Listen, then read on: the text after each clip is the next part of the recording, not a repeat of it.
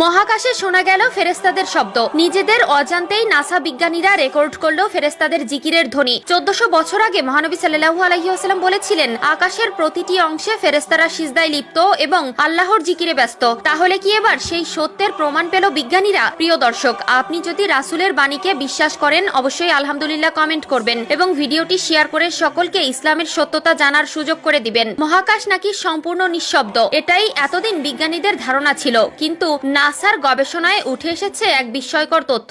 মহাশূন্য থেকে ভেসে আসা এক রহস্যময় ধ্বনি রেকর্ড করেছে নাসা, যা শুনে গবেষকরা অবাক। তাদের মতে এটি যেন কোটি কোটি মানুষের একসঙ্গে কোনো মন্ত্র বা সঙ্গীত গাওয়ার মতো শোনাচ্ছে। কিন্তু প্রশ্ন হচ্ছে, এই শব্দ কি সত্যিই শুধু বৈজ্ঞানিক কম্পন নাকি ফেরেশতাদের জিকিরের ধ্বনি? রাসূলুল্লাহ সাল্লাল্লাহু আলাইহি ওয়াসাল্লামের বাণীর সাথে আজকে নাসার বিজ্ঞানীরা যে সত্য প্রমাণ পেয়েছে তা নিয়েই থাকবে আজকের বিস্তারিত। রাসূলুল্লাহ সাল্লাল্লাহু আলাইহি ওয়াসাল্লাম হাদিসে উল্লেখ করেছেন যে আকাশে প্রচন্ড ঝাঁকুনির মতো শব্দ হচ্ছে। অতীতে ধারণা করা হতো যে মহাকাশ একটি সম্পূর্ণ বায়ুশূন্য পরিবেশ, যেখানে শব্দের সৃষ্টি অসম্ভব। তবে সাম্প্রতিক সময়ে নাসার একাধিক গবেষণা এই ধারণাকে বদলে দিয়েছে। গবেষণায় দেখা গেছে মহাকাশে বিভিন্ন প্রাকৃতিক ঘটনা ও কম্পনের ফলে বিশেষ ধরনের শব্দ সৃষ্টি হয়, যা আধুনিক প্রযুক্তির মাধ্যমে শনাক্ত করা সম্ভব হচ্ছে।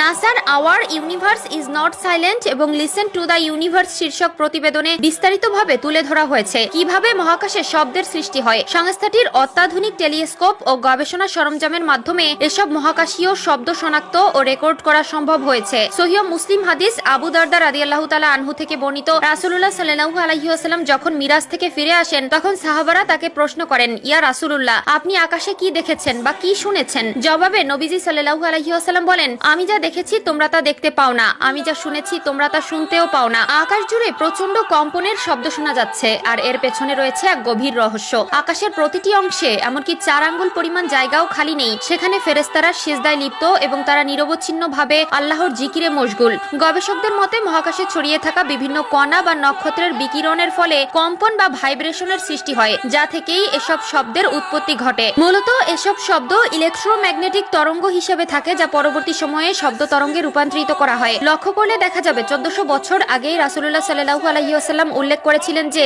আকাশে কাঁপুনির মতো শব্দ হয়। নাসা বর্তমানে বলছে এই শব্দগুলি কাঁপুনির কারণে সৃষ্টি হয়। এমনকি গবেষণার সাথে যুক্ত একজন বিজ্ঞানী মন্তব্য করেছেন যে এই শব্দগুলো শুনে তার মনে হয়েছে যে একত্রে বিলিয়ন বিলিয়ন মানুষ গ্রেগরিয়ান চ্যাট গাইছে। গ্রেগরিয়ান চ্যাট হলো খ্রিস্টানদের এক ধরনের ধর্মীয় সঙ্গীত, যা একসঙ্গে গাওয়া হয়। তবে 1400 বছর আগে মহানবী সাল্লাল্লাহু আলাইহি ওয়াসাল্লাম বলেছেন যে আকাশে ফেরেশতারা একত্রে আল্লাহর জিকির করছেন। নাসা মহাকাশে যে শব্দ আবিষ্কার করেছে তার পেছনে বিভিন্ন বৈজ্ঞানিক ব্যাখ্যা রয়েছে, যেমন নক্ষত্রের চৌম্বক ক্ষেত্র বা প্রাচীন মহাবিশ্বের বিস্ফোরণ। তবে এই শব্দের বর্ণনা মহানবী সাল্লাল্লাহু আলাইহি ওয়াসাল্লামের হাদিসের সাথে সঙ্গতিপূর্ণ, যেখানে তিনি 1400 বছর আগে বলেছিলেন যে আকাশে ফেরেশতারা একত্রে আল্লাহর জিকির করছেন। যদিও নাসা এর বৈজ্ঞানিক ব্যাখ্যাও দিয়েছে, তবে এই শব্দগুলো প্রকৃতপক্ষে ফেরেশতাদের জিকিরের ধ্বনি কিনা তা কেবলই আল্লাহ তাআলাই ভালো জানেন।